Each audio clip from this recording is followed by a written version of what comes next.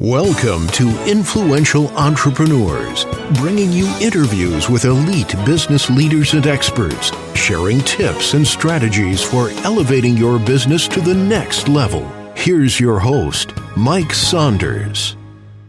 Hello and welcome to this episode of Influential Entrepreneurs. This is Mike Saunders, the Authority Positioning Coach. Today we have with us Mark Singer, who's the president of Safe Harbor Retirement Planning. Mark, welcome to the program. Mike, thanks for having me on. Hey, so I want to talk to you today about, of course, that R word, retirement, and P word, planning, that a lot of times people put off way too late. So hopefully we can make some points that'll make someone sit back and go, maybe we should start a little earlier than what we had thought of. But give us a little bit of background on yourself and then what you've been up to here now. We want to talk about post-pandemic, which we're still dealing with it at the point of this recording, but there's some things that we can be doing now that people are starting to get their feet back under them and make some good, wise, solid financial moves. So I've been doing this for 32 years, and I love it. I actually, when I was in my 20s, many, many moons ago, I hired a financial planner. And I didn't have any money at the time, really. I just wanted to know, that old phrase, I wanted to know what I didn't know. Yeah. And I wanted somebody to just tell me what I needed to do, how I needed to think about it. What's the track? I want to learn from those who have made mistakes before and try to avoid some of those landmines. Yeah. So 32 years now, I just love the relationships I have with my clients. We really do focus in on the planning. I say this all the time. I think our industry, the financial services industry, has done it wrong. And has done it wrong with regards to the messaging that we send out to people. Because almost everywhere you look, it's about how much money can you make? What are the returns? Yeah. Let's jump on to GameStop and Bitcoin and, all these things that can make us instant millionaires because, of course, everybody's making money. I heard that just the other day. I was talking to a client of mine for our semi-annual review, and she says, Mark, I've heard from lots of people that they made more than 100% last year. Whoa. It sort of reminded me of my father when he was a travel agent. It was either too sunny or not sunny enough. He could never win, right?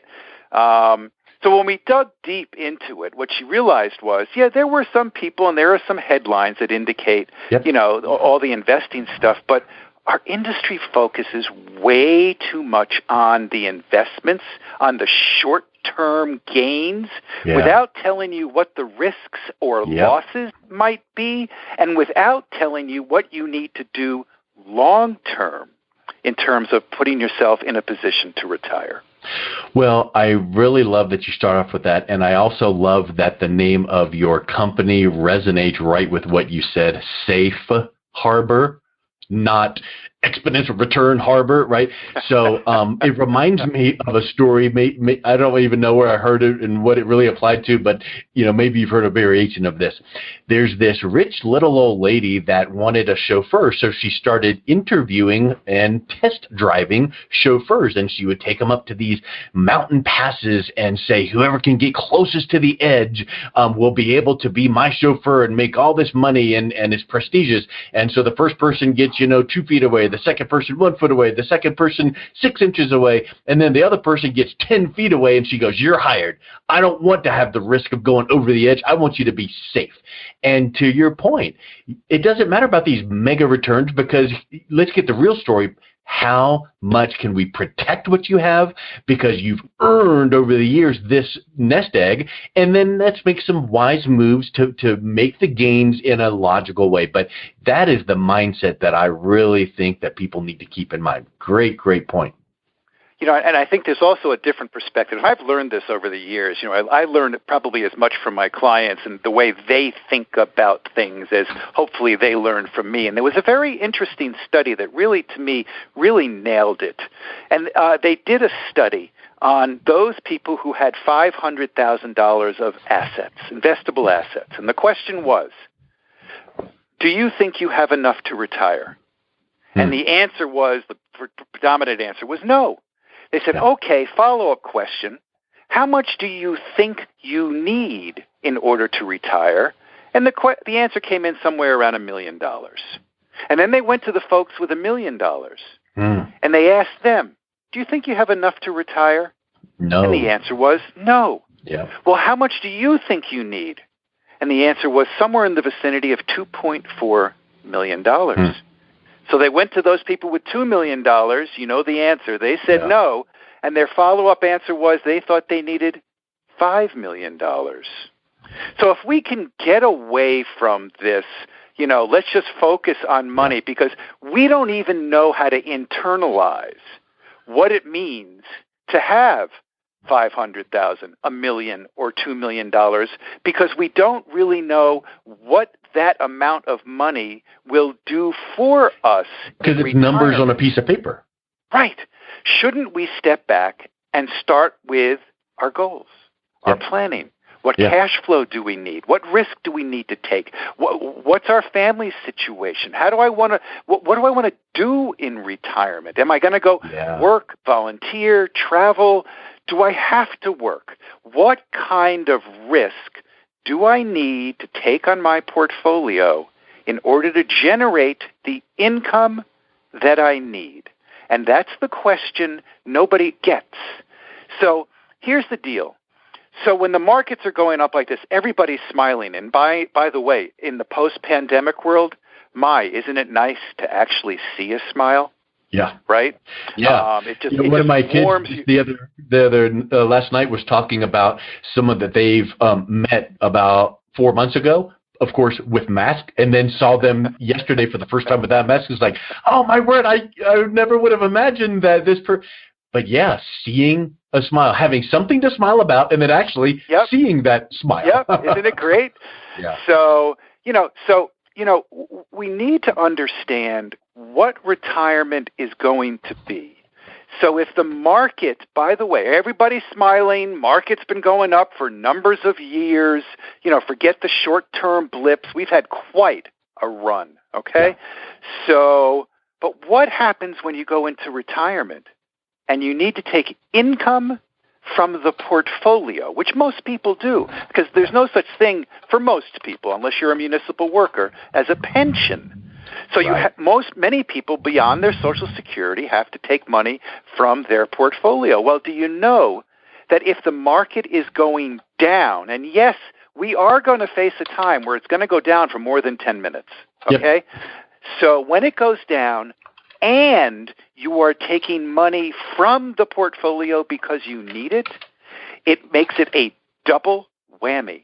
It is very difficult, and was very difficult, for those people who retired in 2006, 7, 8 to overcome what happened then. It was very difficult for those who retired in the late 90s when the market went down for 3 straight years in 2000, 2001, and 2002. Many people did not overcome that market decline. You are the most financially vulnerable as soon as you retire, because now you're dependent upon the market and the income from it. So you need to really sort this all out and work it out. In other words, do the planning and not just rely on, this market is going to go up all the time, or my house values. I'm in Boston. I don't know about you, but house values are skyrocketed because people are, wanting to get out of the city and come up to the suburbs. And my goodness, I can't believe what people would pay for my house right now. Right. But it isn't going to always be that way. Sometimes it goes down. But timing is everything, and you need to plan for that. You bring up an interesting point about, kind of that nebulous, what's retirement going to look like. And I think that one factor that people don't take into consideration is lifestyle. Like for instance, if the old proverbial bucket with the holes in it, we need to put money in, which is the water, and we need to plug the holes, which is expenses. Well, first of all, the planning aspect that we had alluded to, let's make sure that you don't have a huge amount of expenses / debt going into retirement, so that whatever income we have to work with, Social Security, retirement pension, whatever, is not flying out with bad debt, monthly payment expenses. But what about then the lifestyle? Some people envision, I want to sit around and do nothing / go play golf all day and that's going to be fine for about 2.5, 3 months until you get bored. And maybe then you need to turn that creative desire into something. Maybe it's going to be, spending time with family or volunteering, all of that. But what will that look like? And does that involve traveling, which now incurs more expenses? So I think that having that conversation with the financial professional like yourself is way more than just pulling out my statements and my forms and my numbers, but now tying that into, if I was retired tomorrow morning, what does that next day look like? What am I going to want to be doing for that week, that month, and how then does that impact my money, right? So we have two essential conversations with our clients addressing the two major fears people have as they transition into retirement. The first one, and we see it all over, the headlines, I don't want to outlive my money in retirement. By the way, that's the title of my latest book. So, and that comes to the planning, that comes to the numbers, that comes to the statements. Which of the 567 different Social Security claiming strategies are you going to need? How much risk do you want to take? Blah, blah, blah. But the other one, believe it or not, is even more important. And the other one addresses the question, well, what am I going to do the rest of my life? Okay? Now, I have clients, one in particular, they have, and I'll put it in air quotation marks, only $300,000 in total investments, okay? Right. That's not a lot of money, all right? Yep. I have clients who have $5, $8, $10 million. Now, let me tell you the difference. The client I'm referencing who has only $300,000 is as happy as a clam. They are meeting all of their needs. They're doing everything they want to do. They've got family and grandkids in the area. When they want to, they travel a little bit. But based on their needs and their goals, they can sustain their retirement lifestyle with $300,000. Now, I've got a client with about $5 million. He can't figure out how to gain some fulfillment and happiness in retirement. Yeah. It is not about how much money you have, though he hopefully, he'll understand he's not going to outlive his money, but he's always questioning that. But really diving into those two essential questions, how to structure your finances and how to structure your life so the next chapter is fulfilling. Those are the two big questions you need to be asking, not just of your financial planner, but you need to be having this conversation with your spouse as well. Yeah. And you know what? I would even say with yourself, because I think that you've probably asked a client, what do you want in retirement? And maybe some people are scratching their heads going, I don't know. Well, it's funny because, travel does come up a lot, right? But how much can you travel? Golf comes up a lot. Yep. I'm a golfer, but I certainly can't play more than 3 days a week. I'd go nuts. Yeah. I do have one client, by the way. He's very successfully retired in Florida, and he does spend every day on the beach, and that's all he wants to do. Okay. God bless him, right? Yeah. It wouldn't float my boat, and it wouldn't float most of my clients' boats. So another friend of mine, he's in Scottsdale. He recently sold his business. He has more money than he really needs, and he calls me up probably 2 or 3 times a week at about 10 to 10:30 in the morning and says, all right, what am I going to do next? Because he doesn't have family. He doesn't have kids. He doesn't have hobbies outside of showing his Corvette every once in a while. So those are the two essential questions. And, as a result of writing the book, one of the things we really honed in on is whether or not you're prepared for retirement. And if your listeners want to take a quick 2-minute quiz, just invest 2 minutes in yourself. Go to www.retirenowquiz.com. That's retirenowquiz.com. You'll fill out the questionnaire. It's very short. I will then score it for you and tell you which one of the 3 stages of retirement preparedness you're in. And I'll also, by the way, send you a free chapter of the book and 2 worksheets to try to give you some more clarity as to whether or not you're on track to have a successful retirement. That is awesome. And, I think we could continue on with so many, if this, then that, but we've just really hit on some really powerful concepts from knowing what you want, factoring in your lifestyle, the fears of retirement, and making sure that there's safety in your expectations and the advisor you work with. I just absolutely love that approach, Mark. And I'm going to make sure that retirenowquiz.com is in our show notes. But on your main website, 55retire.com, I know that you've got some other resources. So let's wrap up with what are some other things that people could learn from your website. Yeah, so what we have is a unique 7-step process that we walk our clients through. And we start with, what is your need for cash flow? What are your goals? Which of the 567 different Social Security strategies are you going to take? How do you structure a portfolio? What do you do with the rest of your life? How do you take care of your surviving spouse, by the way, which is a big issue? And we've got very short 2 to 3 minute videos on the website addressing each of these questions to try to give you some insight in terms of how you should be taking a look at each and every one of these steps.